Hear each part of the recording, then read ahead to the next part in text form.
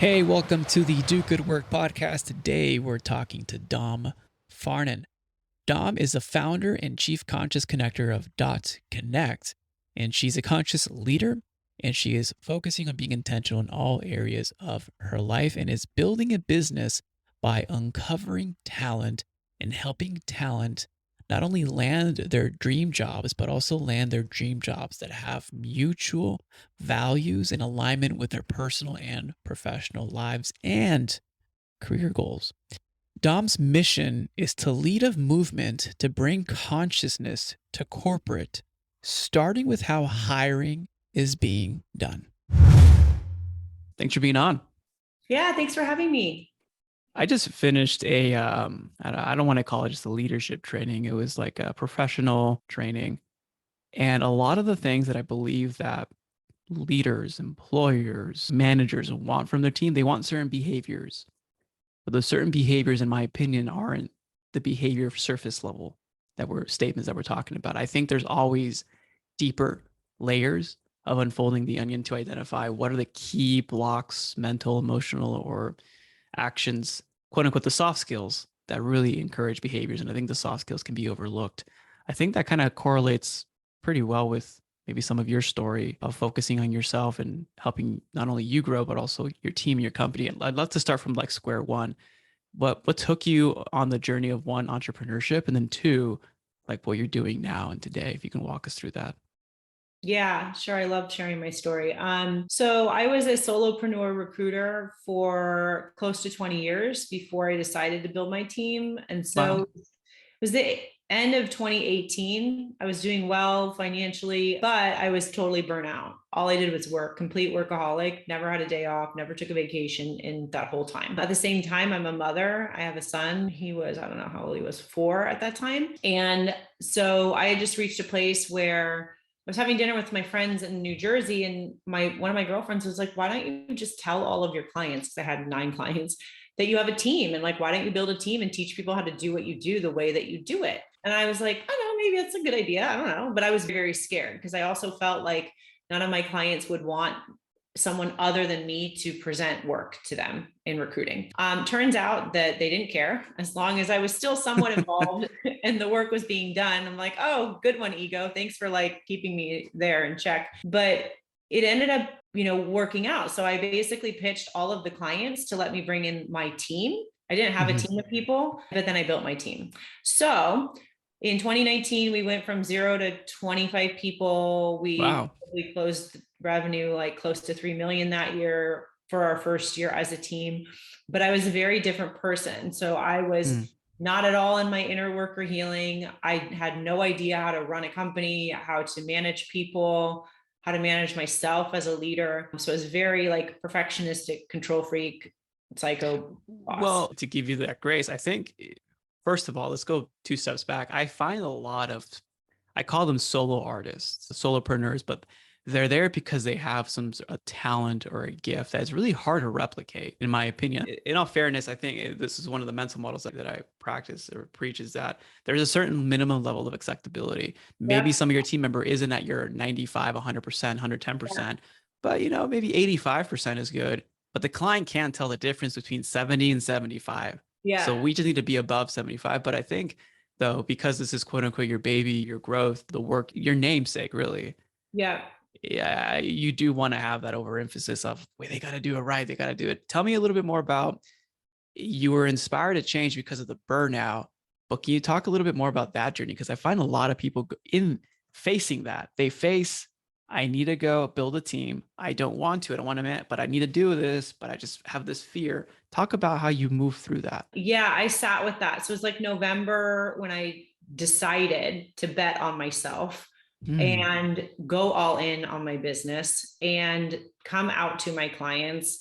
And I was terrified. So between November and January, I was like, I'm going to write a business plan. I'm going to really do this. I'm going to flush it all out and I'm going to go to market. And I did not write a business plan. It became very overwhelming. I winged it a bit, but I also really leaned on my intuition and showed up with my clients in full transparency and really got them to enroll with me. Like, hey, you guys are my first go around at having a team and a company. So I really want you to give me feedback and bring me back all of the stuff that I can learn along the way so that we can make this better, because I am putting my heart on the line here with this, and I really need this to work. And for a while, I still was managing a client myself and still interviewing people for them and still on calls 40 hours a week. So I Mm-hmm. still had my one main client plus trying to run this and grow my team and all of that. I think for me, it was really scary. And I Mm-hmm. remember the first contract we signed with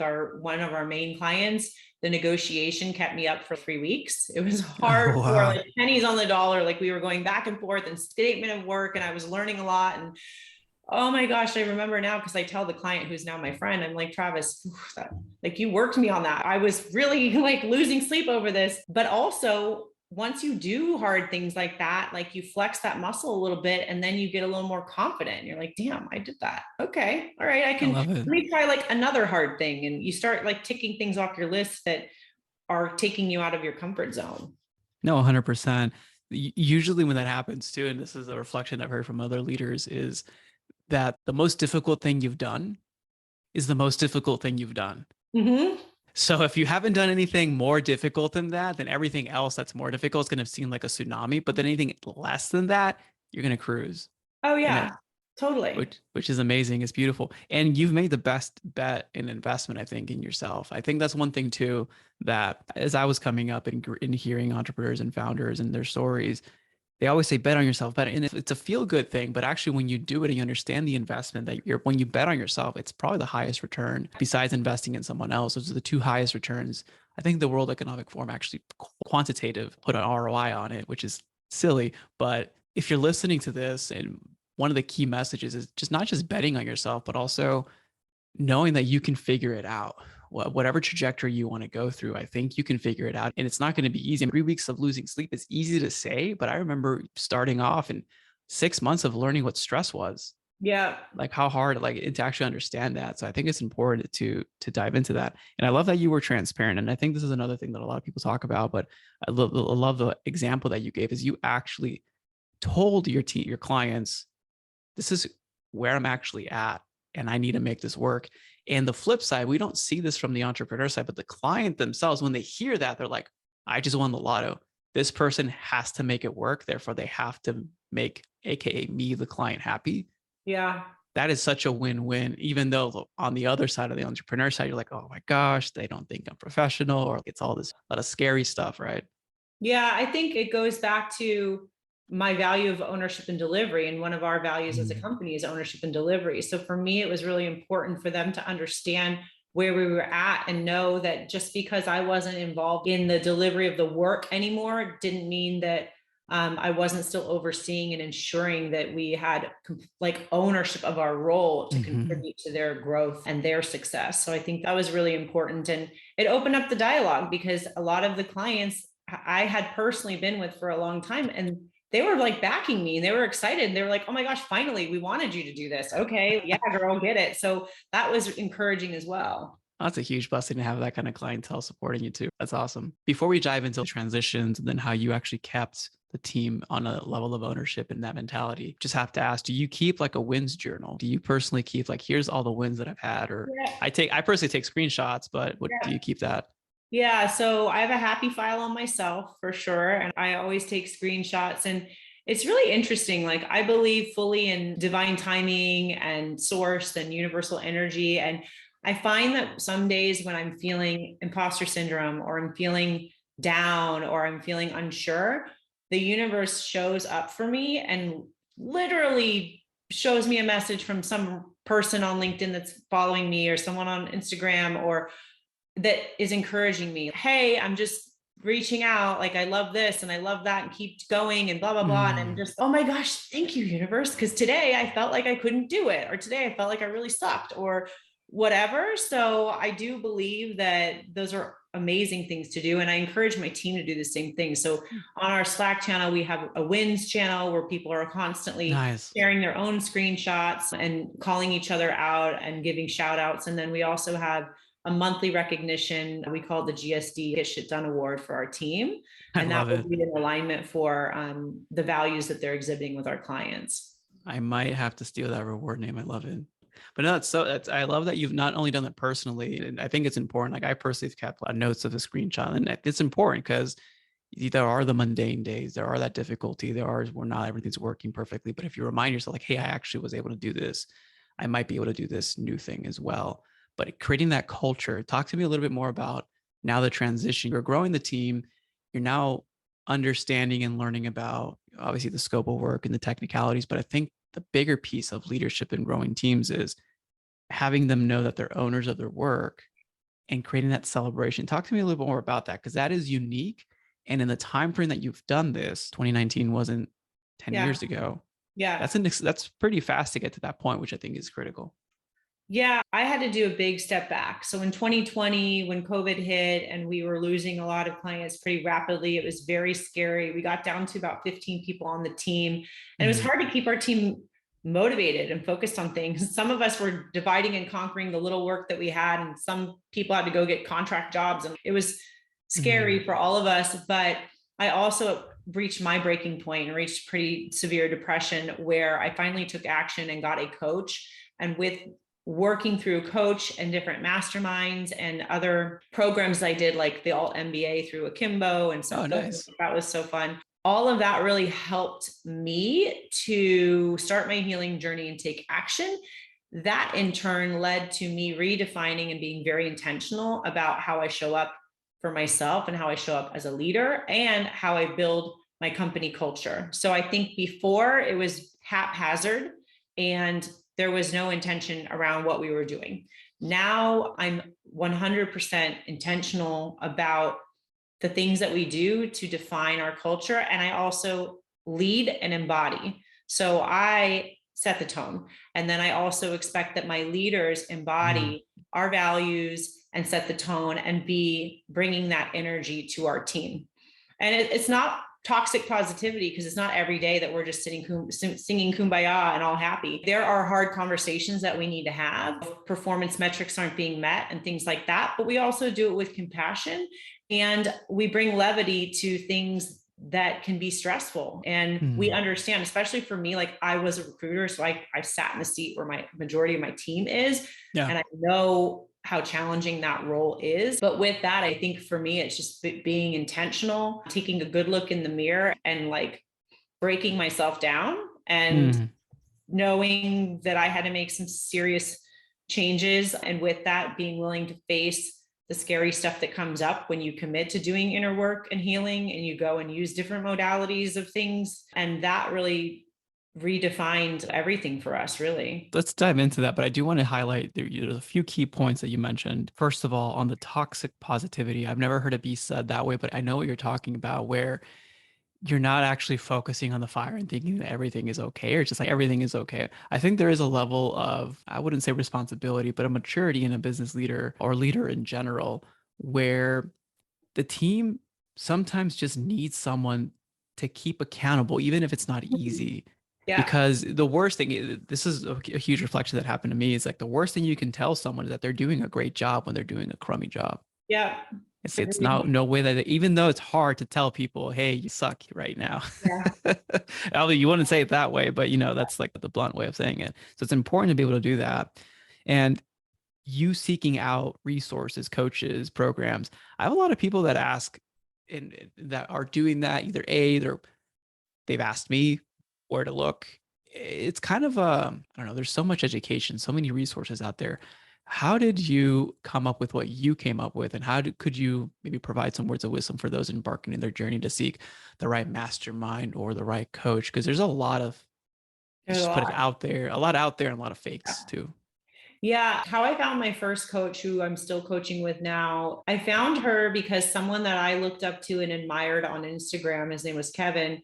He ran a really successful real estate brokerage. He had built this whole thing and went from being a realtor to now running a brokerage. And I was just watching his journey unfold for the last few years. And even during COVID, he was like wildly successful in real estate, like despite having the world shut down and all this crazy stuff. But he would tag his coaching sessions with Angie, who is now our coach. And I was really intrigued. So I did a bit of research, and then I found her website, and then I did an intro with her, and we were trying to vibe each other and see if it would make sense.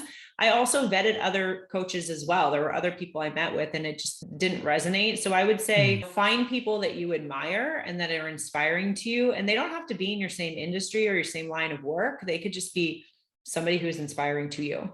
And then see what resources they tap They into. use. Yeah, exactly. I think that's a good jumping off point. At the same time in COVID, I found the alt MBA. So I'm like I call myself a Seth head. Like I love Seth Godin. I think it's amazing. Like I found that on someone's resume that I was reviewing, and she said that she finished alt MBA, and then I researched it, and I'm like, oh my gosh, this is so cool. And actually I have all the time in the world now because I'm not going anywhere and we were locked down.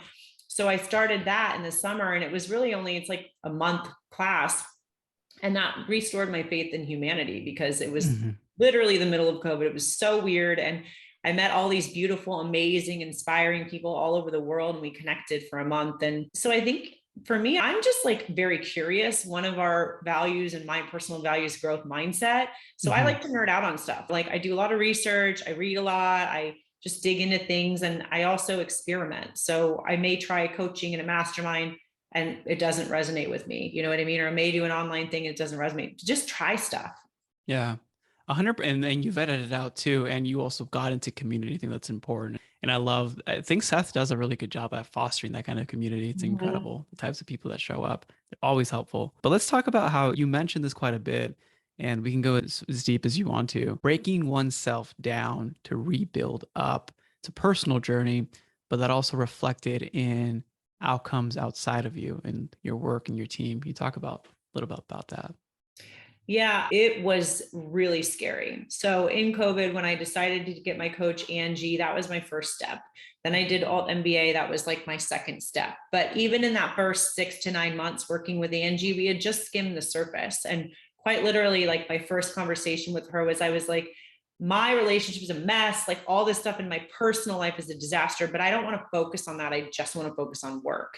And they're kind of intertwined. But she didn't say, she looked at me, she kind of side-eyed me. She's like, all right, we'll try this your way, and then we'll regroup in 9 months. Oh, she let you. She was kind of like, okay. But eventually we got to a place where all of it was combined, and I had to be willing to go deep on the relationship stuff and other things that were really impacting my ability to be my full self and my highest version of who I was becoming. I also joined a couple other masterminds and really focused on being conscious and like doing things differently and showing up as a leader in very different ways. But with that, like the commitment was truly like going to these retreats, and from anything from plant medicine to breath work to all of that. And I had no idea about any of that stuff before 2021. Like I was not in any type of, or any of that. And that was also scary, but it felt so empowering because I remember the first breath work that I had in Tulum where I felt so cracked open emotionally. And it was like, I was feeling feelings I hadn't felt since I was young. And that was so deeply healing for me. I left that experience feeling lighter and going, I probably need to do more of that because that helped me. Like I was like, okay, we're on to something here. And even now I've brought those modalities back to my team. So we have a monthly Zoom breathwork led by Avery Whitmore, and that's just super expansive. And so for me, I like to try a bunch of different things and see what fits, and then evangelize and share what is working for me with my team and create these ripple effects. And also our clients. I have clients that are intrigued and go, can I join your next Zoom, or can I join your book club? Or they want to know Oh, what wow. we're doing. Interesting. So it goes beyond, because I was going to ask, how does that translate with your team? It goes beyond just like, now you have workshops with the team, you have book club, but then now it even goes even further. You're sharing that with your clients, and your clients are getting bought into that. That's interesting. And tell me, how has that affected business? Like, are your stick rates longer with that because of clients? Are you seeing that ripple effect? We don't have to dive into too much of Yeah. that, but that's intriguing. Yeah, no, I think it's an effort to create a movement. So in my mind, I see that we are going to be conscious connectors that are leading this different way of recruiting and how people find and build companies and their teams, but also empowering leaders and emerging leaders, especially now, like these people who are earlier in their careers, to do their inner work, take action in their healing, and see the impact of how that can transform their career. I'm 37. So for me, I just started this a few years ago, and I wish I would have started it in my 20s.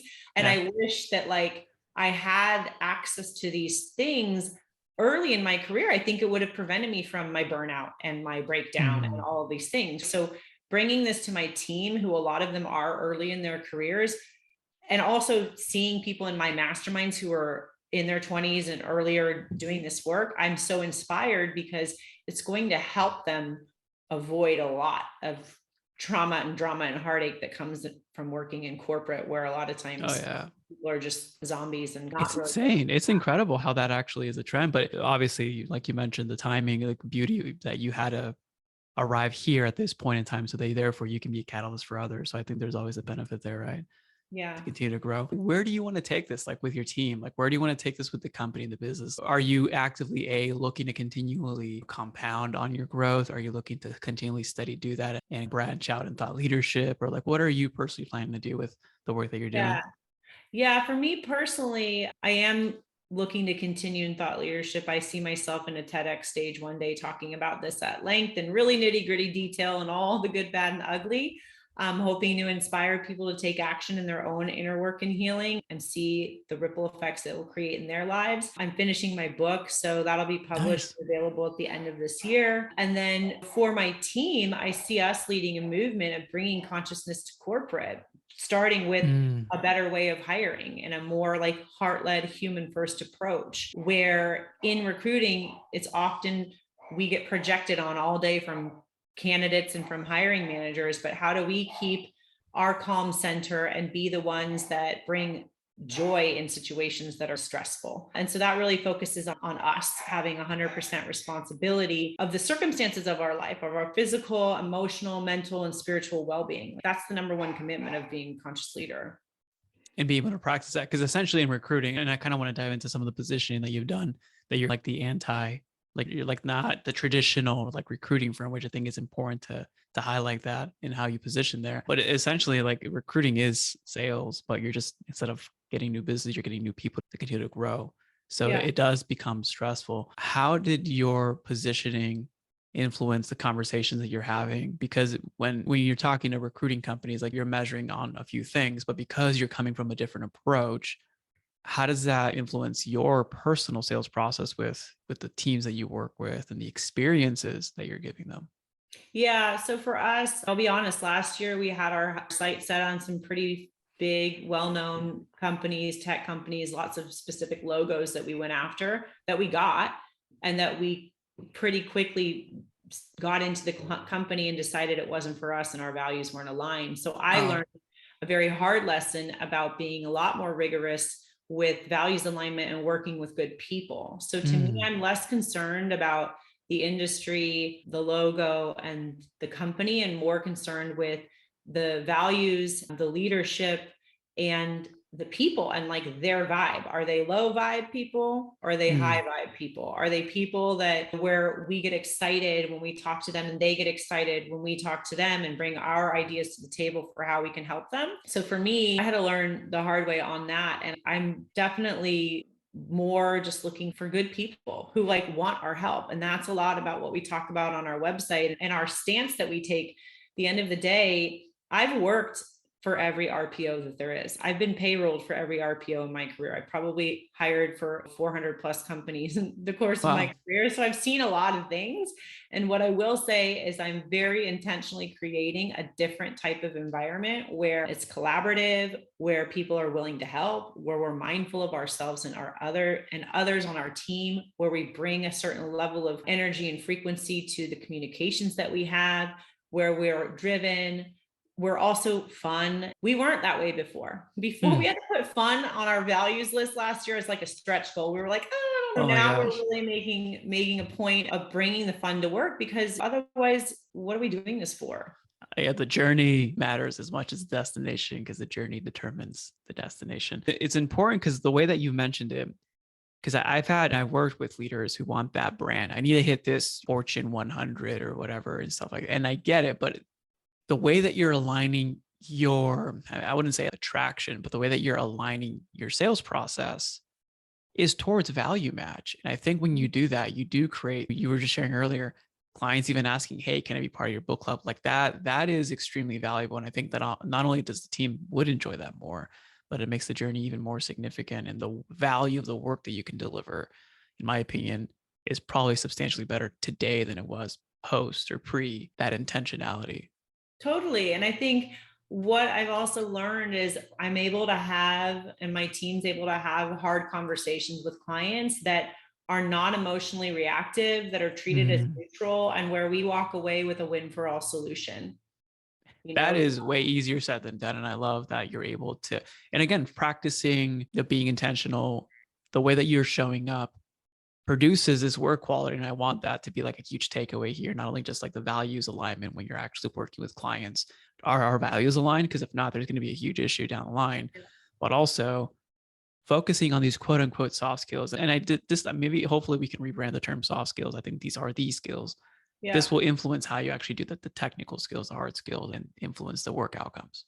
100%. What I used to say when people would ask me my approach to recruiting or whatever it is, like it was almost hard to distill into words. I would just call it magic. Like those are the soft skills. Like literally, people would be like, "How do you do it?" And I'm just like, "I don't really know. It's like magic." There is not a word I can say that would describe it. It's a feeling. And so a lot of what we talk about with our team is creating a process and a journey for our clients where they walk away with this feeling of like different differentiator. Like I want to work with Dot Connect's team because I feel amazing. They get me, I get them. Like we feel It's the aligned. experience. It's the Totally, experience. totally. And it comes from this emotional And, level.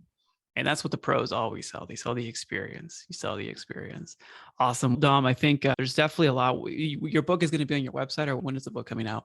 Yeah, so the book will be published at the end of the year. You can find my team at dotconnectllc.com. You can find me at domfarnan.com. You can also find us on Instagram. We are .connect, and me, I am Dom Farnan.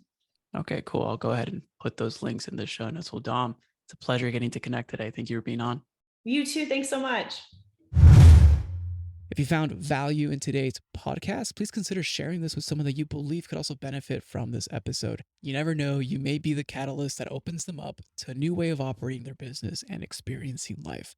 As always, it's an honor to be a small part of your journey. This is Raul Hernandez. Do good work.